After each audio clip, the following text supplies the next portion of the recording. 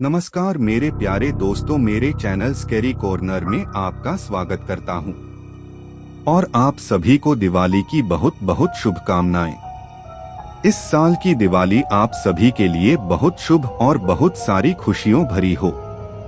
दिवाली रोशनी का त्योहार है जो अंधकार पर प्रकाश की जीत का प्रतीक है।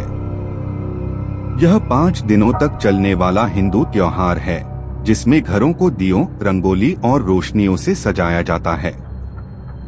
भारत के एक छोटे से गांव कुंडलपुर में भी दिवाली की तैयारी चल रही थी। गांव के हर घर में रंगोली बन रही थी, दिए जल रहे थे और बच्चे पटाखे फोड़ रहे थे। लेकिन इस दिवाली इस गांव में कुछ अजीब होने वाला था। गांव के कोने में एक पुरानी हवेली थी। लोग कहते थे कि इस हवेली में पहले एक धनी परिवार रहता था जो दिवाली की एक रात रहस्यमय तरीके से गायब हो गया। उस हवेली के अंदर हमेशा अजीब आवाजें आती थीं, लेकिन दिवाली के दिन वे और भी तेज हो जाती थीं। 3 दोस्त रोहित, अंजलि और समीर जो शहर से अपनी दिवाली मनाने आए थे, तय करते हैं कि वे इस हवेली की सच्चाई जानेंगे। गांव वालों ने उन्हें मना किया, लेकिन तीनों की जिज्ञासा बहुत ज्यादा थी। दिवाली के दिन जब पूरा गांव पटाखों की चमक से जगमगा रहा था, तीनों हवेली की ओर चल पड़े। रोहित, अंजलि और समीर हवेली की ओर बढ़ रहे थे। चारों तरफ दिवाली की रोशनी थी, लेकिन जैसे ही वे हवेली के करीब पहुंचे, वहां की अंधेरी खामोशी ने उन्हें एक अजीब सा डर दे दिया। हवेली की पुरानी लकड़ी की दरवाजे की चरमराहट और टूटे हुए खिड़कियों से आती हल्की हवा ने उनके रोंगटे खड़े कर दिए। क्या हम सच में अंदर जाने वाले हैं? अंजलि ने डरते हुए पूछा। हमें पता लगाना ही होगा कि ये आवाजें कौन कर रहा है, रोहित ने कहा।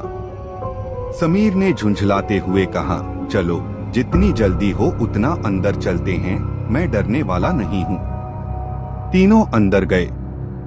हवेली के अंदर की दीवारों पर पुराने तस्वीरों के फ्रेम झूल रहे थे, जिनकी आंखें जैसे उन्हें घूर रही हों। हवा में धूल और सड़े हुए फूलों की बदबू थी। तभी अचानक एक जोरदार दरवाजा अपने आप बंद हो गया। तीनों डर से चौंक गए। यह तो कोई मजाक कर रहा है, रोहित ने धीरे से कहा। लेकिन अंजलि ने देखा कि हवेली के सबसे गहरे कोने में एक हल्की सी रोशनी टिमटिमा रही थी। चलो देखते हैं, उसने धीरे कहा।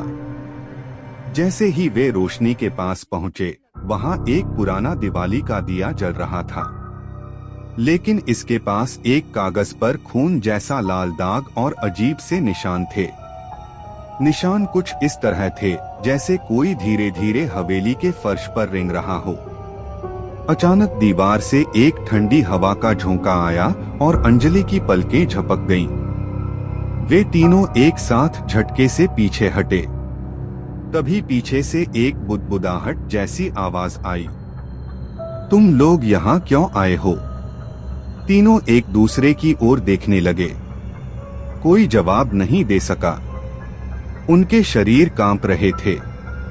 हवेली में अब सिर्फ पटाखों की आवाज और उनकी तेज धड़कनों की गूंज थी। रात बढ़ती गई और हवेली का अंधेरा जैसे और भी गहरा और जीवंत हो गया।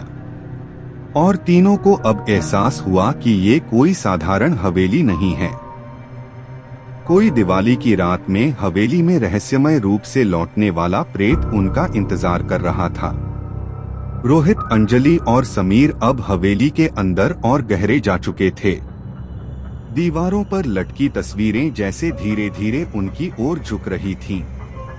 तीनों के कदम फर्श पर पड़ते ही कड़कती आवाजें गूंजने लगी, जैसे कोई उनके कदमों की गिनती कर रहा हो। यहाँ कुछ तो गलत है, अंजलि ने कांपते हुए कहा। तभी अचानक दीवार के पीछे से एक ठंडा हाथ उनके कंधे पर टिका। तीनों के होश उड़ गए। रोहित ने झटके से मुड़कर देखा, लेकिन वहां कोई नहीं था। यह हवा नहीं हो सकती, समीर ने जोर से कहा। जैसे ही वे आगे बढ़े, हवेली का फर्श अचानक दरकने लगा और धूल के बादल उठने लगे। रोहित ने देखा कि फर्श पर पुराने लाल निशान फिर से दिखाई देने लगे और ये निशान उनके कदमों का पीछा कर रहे थे। अंजलि ने चिल्लाया, हमें यहाँ से बाहर निकलना चाहिए। लेकिन तभी हवेली की छत से एक बड़ा पत्थर गिरा और उनके ठीक पास गिरकर फर्श को तोड़ दिया। तीनों के पैरों के नीचे फर्श की लकड़ियां चरमराईं। तभी अंधेरे कोने से एक झलक दिखाई दी। यह कोई आम छाया नहीं थी। यह पुरानी हवेली का प्रेत था, जिसकी आंखें लाल और चमकती हुई थीं और शरीर से धुंध जैसी धुंध निकल रही थी। प्रेत ने धीरे से बोला, तुम लोगों ने मेरी नींद भंग कर दी। रोहित, अंजलि और समीर डर के मारे कांपने लगे। जैसे ही उन्होंने भागने की कोशिश की, हवेली के दरवाजे स्वयं बंद हो गए। उनके पीछे की हवा कड़कती और तेज हो गई और चारों ओर दियों की लौ अचानक बुझ गई। समीर ने हिम्मत करके कहा, हमें इसका सामना करना होगा, कोई रास्ता तो होगा। तभी अंजलि ने देखा कि हवेली के सबसे अंधेरे कोने में एक पुरानी किताब रखी थी, जिस पर धूल जमी हुई थी। किताब के पन्ने खुद ब खुद उड़ने लगे और उसमें कुछ शब्द चमकने लगे, जो मेरी कहानी को पूरा नहीं करेगा, उसकी दिवाली यहाँ रह जाएगी। तीनों को एहसास हुआ कि यह हवेली सिर्फ डराने के लिए नहीं है, यह उनकी आत्माओं को फंसाने के लिए जीवित है। और तभी एक तेज चीख उनके कानों में गूंजी और अंजलि का हाथ अचानक किसी अदृश्य शक्ति ने पकड़ लिया। रोहित और समीर ने दौड़कर उसे छुड़ाने की कोशिश की, लेकिन हवेली अब सिर्फ उनके लिए जीवित हो गई थी। हर कोना उनके डर का सामना करवा रहा था। तीनों को अब पता था कि यदि वे इस दिवाली से जीवित बाहर निकलना चाहते हैं, तो उन्हें इस प्रेत की सच्ची कहानी और रहस्य को जानना ही होगा। अंजलि को छुड़ाते हुए रोहित और समीर की सांसें तेज हो गई थीं। हवेली की हवा अब बेहद भारी लग रही थी, जैसे कोई अदृश्य ताकत उनकी हर हरकत पर नजर रख रही हो। अंजलि ने कांपते हुए कहा, वो किताब, वही इस सब की वजह है। तीनों ने मिलकर किताब खोली।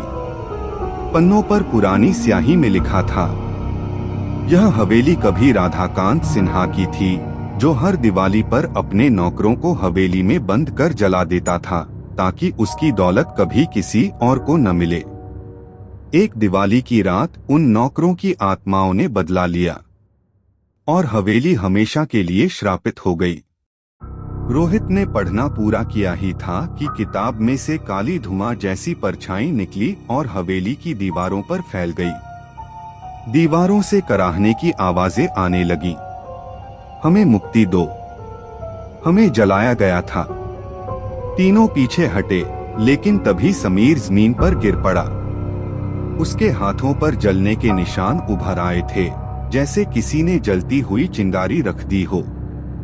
अंजलि चिल्लाई, समीर उठो, लेकिन समीर की आंखें अब सफेद हो चुकी थीं। वह धीरे से बोला, अब मेरी बारी है, मैं भी इन्हीं में से हूं। रोहित और अंजलि जम गए। समीर की गर्दन टेढ़ी हो गई और उसकी देह हवा में उठकर दीवार से जा टकराई। सारे दिए एक साथ फिर से जल उठे और हवेली लाल रोशनी से चमकने लगी। अचानक सामने राधाकांत का प्रेत खड़ा था, आधा जला चेहरा, आंखों से धुआं निकलता हुआ। तुम लोगों ने मेरे घर की नींद तोड़ी, अब तुम्हारी दिवाली यहीं मनेगी, उसने कहा, और उसकी चीख से पूरा हॉल कांप उठा। रोहित ने साहस जुटाया, दिया उठाया और हवेली के बीचों बीच फेंक दिया। आग की लपटें उठीं, हवेली जलने लगी, लेकिन प्रेत गायब नहीं हुआ, बल्कि वह रोहित के पास आकर बोला, तुमने सोचा आग मुझे खत्म कर देगी? यही तो मेरी शक्ति है। अचानक सब कुछ काला हो गया। जब रोहित को होश आया, वह फिर से बाहर गांव की सड़क पर था। उसके पास सिर्फ अंजलि थी, पूरी तरह बेहोश। हवेली अब सिर्फ राख में तब्दील हो चुकी थी। गांव वाले दौड़े आए, एक बूढ़ी औरत बोली, हर दिवाली एक आग लगती है उस हवेली में, और हर बार 2 लोग लौटते हैं, तीसरा वहीं रह जाता है। रोहित ने कांपते हुए पूछा, समीर कहाँ है? बूढ़ी औरत मुस्कुराई और बोली, इस साल हवेली को नया पहरेदार मिल गया है। रोहित ने डर के मारे पीछे मुड़कर देखा। हवेली की राख में से समीर का चेहरा धीरे धीरे उभर रहा था। उसकी सफेद आंखें चमक रही थीं, और उसने फुसफुसाकर कहा, अगली दिवाली पर तुम्हारी बारी है। दिवाली की अंधेरी रात सिर्फ एक डरावनी कहानी नहीं थी, बल्कि यह उस श्राप की याद दिलाती है जो लालच, अत्याचार और बुराई से जन्म लेता है।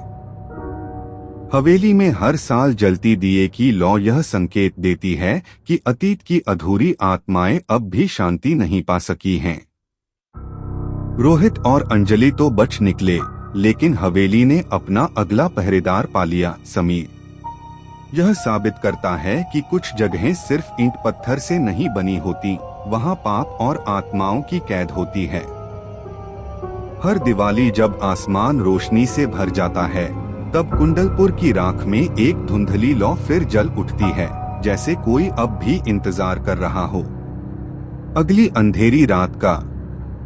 आशा करता हूँ कि ये कहानी आपको पसंद आई होगी। मैं तहे दिल से शुक्रिया अदा करना चाहूँगा कुमारी स्वाति पाल जी का, जो कि हमारी हर कहानी पर अपनी मूल्यवान प्रतिक्रिया देती है। आपका बहुत बहुत आभार। और मेरे सभी सदस्यों का धन्यवाद जो अपना कीमती समय निकालकर कहानी सुनते हैं। मिलते हैं अगली कहानी पर। गणपति बाप्पा मोरया।